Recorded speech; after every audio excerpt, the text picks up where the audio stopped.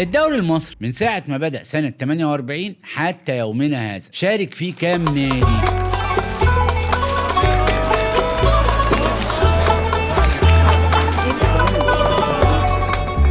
المفروض انه ده سؤال له اجابه، انت تعرفها ما تعرفهاش، انا اعرفها ما اعرفهاش، بس المفروض له اجابه. انما خليني اقول لحضرتك لا، ليس له اجابه، ملوش اجابه محسومه عندي ولا عند غيري ولا حتى عند اتحاد الكوره. ليه؟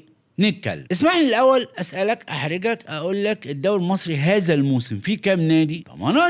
18 معروفه، اهلي زمالك بيراميدز. نقف. الزمالك كان اسمه فاروق، بيراميدز كان اسمه الاسيوطي. هل في تمييز بين الزمالك وفاروق لما مثلا نعد لقاءاته مع الاهلي؟ الاجابه كلا البته. الاهلي وفاروق، الاهلي والزمالك هي، بل حتى لو توسعنا وخدنا مسابقات اقدم زي كاس التفوق اللي هو بقى كاس مصر ولا كاس السلطان ولا غيره، لما كان الزمالك اسمه المختلط قبل ما يبقى اسمه فاروق، فعادي الاهلي والمختلط هي نفسها الاهلي وفاروق، هي نفسها الاهلي والزمالك، يعني نادي واحد تغير اسمه عبر العصور. انما لما تيجي عند بيراميدز لا، هناك فصل عند الاغلبيه بين الاهلي وبيراميدز والاهلي والاسيوط. مش بس الاهلي، عموما تاريخ بيراميدز وتاريخ الاسيوط، يعني كده في ناديين، واحد اسمه بيراميدز وواحد اسمه الاسيوطي. والله يعني خليني المهم دلوقتي بالنسبه لي استعرض مع حضرتك كل المشكلات اللي بتخلي عدد الانديه مش واضح، ونقول انه الانديه اللي لعبت في الدوري انواع. النوع الاول زي الاهلي، زي الاتحاد السكندري، زي المصري، هو نوع ظهر عبر تاريخ الدوري كله، او لو كان لعب موسم ولا موسمين ولا حاجه دون اي تغيير في اي حاجه، لا في الاسم لا في الهيئه لا في التركيبه لا في الملكيه ولا في اي حاجه. وده النوع الاول وهو موجود. لكن في انواع اخرى. النوع رقم 2 انديه احنا مش متاكدين، مش عارفين، مش واثقين اذا كان حصل في تغيير ولا لا. يعني خلينا ناخد مثال النادي الاسماعيلي. نادي الاسماعيلي درويش المعروف، لما بدأ الدوري في سنة 48 كان اسمه ايه؟ كان تركيبه ايه؟ مش محسوب. جرايد الفترة دي بتاعت سنة 48 و49 و50 لحد 52 بتقول حاجات مختلفة، فتلاقيه مثلا مذكور احيانا باسم اسماعيل بس كده، تلاقي في الجدول يقول لك ايه؟ اسماعيل وخلاص. وده طبعا عشان احنا كمان كان عندنا فاروق، عندنا بور فؤاد، فدول العيله المالكه يعني، فيقول لك نادي اسماعيل. بينما جرايد تانية كانت بتكتب الاسماعيليه. اسم الاسماعيلي لم يكن مستخدما. فهل هو كان اسمه الاسماعيليه؟ كان اسمه نادي الاسماعيليه؟ ولا كان اسمه نادي اسماعيل؟ ولا كان اسمه النادي الاسماعيلي؟ فبالتالي في انديه احنا مش عارفين هي اتغيرت ولا لا. ومن امثله هذا غير الاسماعيلي نادي مصر المقاصة أو نادي المقاصة. نادي المقاصة لعب في الدوري عدد من المواسم، صعد 2011 وهبط 2022. خلال تلك الفترة المفروض إن اسمه كان المقاصة طول الوقت ما عدا الموسم الأخير. ليه؟ النادي ده أصلا كان اسمه هويدي، بتاع عيلة اسمها هويدي، وهو ليس ملكا لعيلة هويدي، مش ملك عيلة هويدي لأن الأمر بيتعلق بالملكية، لكن عيلة هويدي هي اللي أسست النادي ده في الفيوم، فكان اسمه نادي هويدي. ثم اختلف الاسم كذا مرة حسب الراعي، كان فترة مش عارف اسمه الفراعنة وكان فترة اسمه ايه وايه، لحد ما وقعت القرعة مع مصر المقاصة. مصر المقاصة هي اللي راعت النادي وسميته باسمها. ثم انه مصر المقاصة الشركة يعني خلاص قالت انه هي مش هترعى النادي تاني. النادي اعلن عبر وسائله الرسمية انه تغير الاسم وتغير اللوجو وبقى اسمه هويدي، وقالوا كده. لكن في المنشورات الرسمية بتاع اتحاد الكرة فضل اسمه مصر المقاصة. فكنت تشوف اخبار الفريق على موقع النادي الرسمي باسم وعلى موقع اتحاد الكرة باسم تاني، ودي حاجة معاصرة، وانا سألت في الموضوع وما وصلتش لإجابة. اذا النوع الاول هو اندية ما تغيرش فيها حاجة زي الاهلي. النوع التاني هو اندية احنا مش متأكدين هي غيرت اسمها، غيرت هيئتها، غيرت تركيبتها ولا لا. النوع الثالث احنا متأكدين من التغيير، ولكن هذا التغيير له اشكال مختلفة. الزمالك لما كان اسمه فاروق، وبعدين قبل كده كان اسمه المختلط، وحتى قبل كده كان اسمه قصر النيل، ما اتغيرتش حاجة في الطبيعة، في الملكية، في العضوية، في قرار التأسيس، في قرار الإنشاء. بالتالي يعني أنا بشوف منطقي إنه يعتبر نادي واحد حتى وإن تغير اسم. لكن في أندية تانية اللي حصل إنها اتغيرت من حيث كمان التركيبة. ما هو النادي زي الأسيوطي ده هو ملكية فردية، وأنا مش متأكد زي في العالم كله في الظاهرة دي ولا لأ، إنه يبقى في مسابقة واحدة، دوري واحد، أنواع الملكية فيها مختلفة. مش كده دايما بقول إنه تاريخ الكورة في مصر وتاريخ الدوري أكبر من الكورة، هو كاشف لحاجات كتير في تركيب الدولة والمجتمع. يعني فعلا هذه العشوائية مش عارف. يعني احنا عندنا أندية زي الأهلي والزمالك والإسماعيلي، دي ما تعرفش هي ملك مين أصلا، ما تعرفش، ما حدش يعرف. يعني ما تقدرش تقول إنها ملك الجمعية العمومية، ما تقدرش تقول إنها ملك الدولة، ما تقدرش تقول إنها ملك الشعب، ما تقدرش تقول إنها NGO، ما تقدرش تقول أي حاجة من دي خالص. تمام. وعندنا أندية مملوكة لشركات زي سيراميكا، زي المقاولين العرب، زي غيره، بغض النظر عن إنه الشركات دي كمان دي مشاكل في ملكيتها، بس ده موضوع تاني. وعندنا أندية مملوكة لمؤسسات يعني زي إمبي وبتروجيت وطلع الجيش وحرس الحدود وحرس الحدود أنا جايله وغيره. وعندنا أندية مملوكة لأشخاص زي زد والجونة وإلى آخره. عندنا خلطبيطة كده من الحاجات تخلي الأمور مش واضحة. ففي أندية غيرت الاسم فقط زي الزمالك، لكن في أندية غيرت الاسم والطبيعة وتركيبة والملكية. ولأنه نادي زي الأسيوطي أصلا ما كانش فيه لا عضوية ولا كان فيه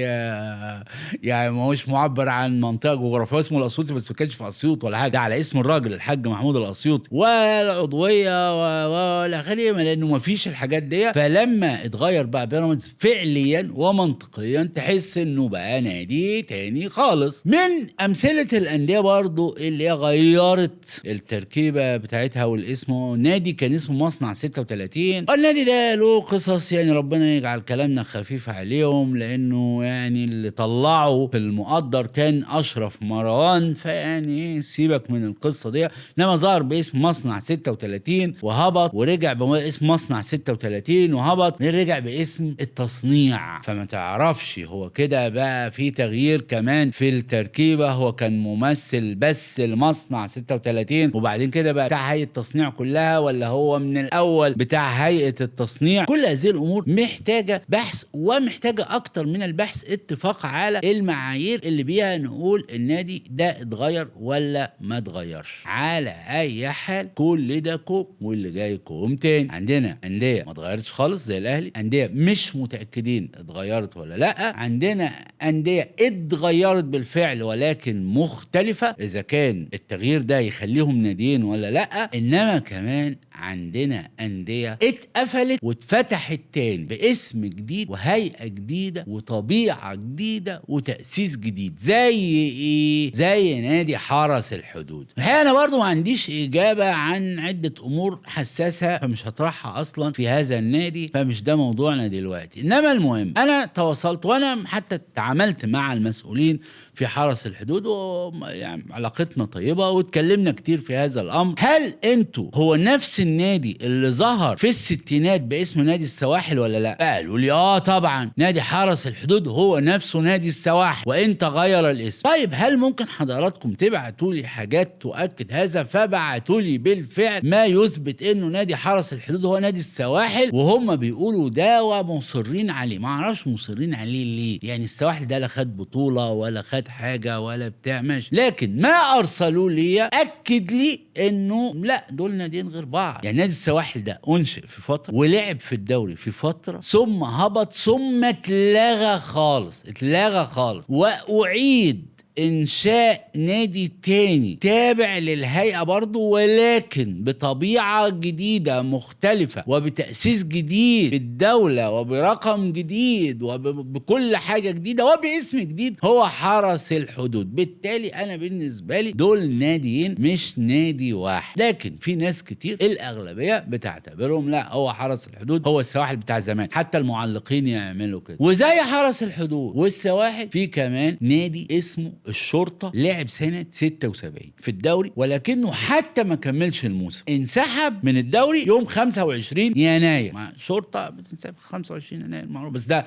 كان 25 يناير 76، قالوا خلاص احنا مش هنكمل المسابقة. ودي حاجات طبعا من الحواديت اللي انا هبقى احكيها لك. ثم هذا النادي اختفى خالص واتلغى ولا خير، لحد ما في 2009 ظهر لنا نادي تاني باسم اتحاد الشرطة. فقال لك لا، هو اتحاد الشرطة هو الشرطة، وناس قالت لا ده تأسيس جديد. فبقى في مشكلة انه النادي ينقطع، يتقفل خالص، على انقاضه يتعمل نادي جديد، فالنادي الجديد ده يبقى له اسم تاني. هل دول نفس النادي ولا لا؟ من المشكلات برضو اللي ظهرت في الأندية انه نادي يضم نادي، يعني نسمع عن نادي ضم لعيب، نادي ضم مدير فني، لما نادي ضم نادي حصل. كان عندنا نادي اسمه البحرية في اسكندرية وظهر ولعب في الدوري الممتاز، ثم انه جه النادي الاولمبي وتولى رئاسته الفريق سليمان عزت، وده يعني كان راجل له في الجبال علامات في البحريه المصريه. ودي الفتره دي الاولمبي كسب الدوري نفسه، والاولمبي راح مش ضم لعيبه من البحريه، لا ضم نادي البحريه كله على بعضه، وارضه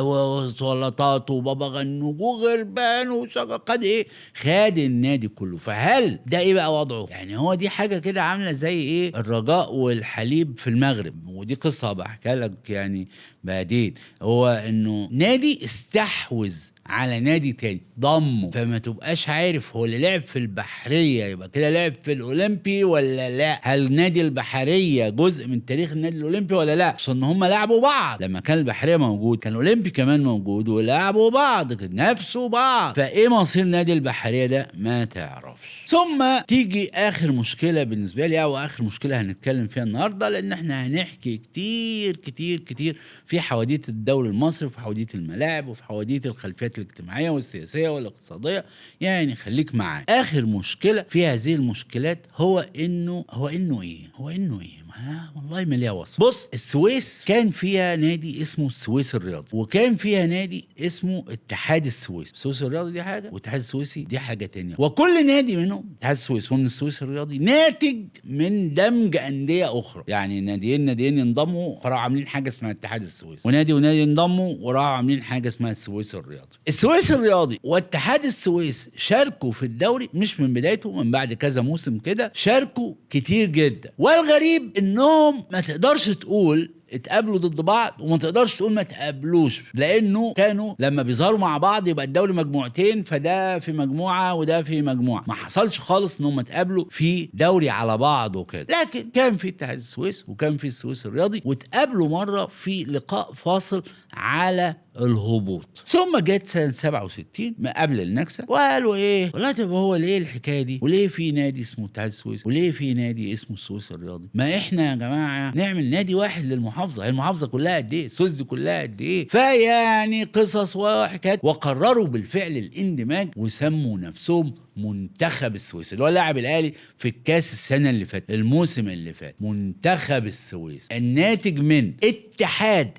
اتحاد السويس مع السويس الرياضي. فبقى عندنا نادي دمج لعدة أندية، بس على الأقل ناديين منهم لعبوا في الدوري الممتاز. الموضوع ده عامل لخبطة كبيرة جدا، لأنه مش معروف هو كده يبقى امتداد للسويس الرياضي ولا امتداد لاتحاد السويس ولا حاجة جديدة. أنا بالنسبة لي هم 3 أندية، اتحاد السويس حاجة، السويس الرياضي حاجة، ومنتخب السويس أخيرا حاجة تانية. المهم لكل هاتيك المشكلات، فإحنا مش عارفين نقول بدقة أو بشكل محسوم الدوري لعب فيه كام نادي، لكن بالنسبة لي هم 77 نادي. هعمل لك حلقات عن معظمهم خصوصا غير المشهور، لأنه في كتير منهم له تاريخ، وله تاريخ لطيف، وله تاريخ نميس، وله تاريخ قوي، خصوصا أندية زي البلاستيك وإسكو والأندية اللي ظهرت في السبعينات والثمانينات، لان دي البدايه للفتره اللي انا عاصرت فيها الكوره. تصبح على خير.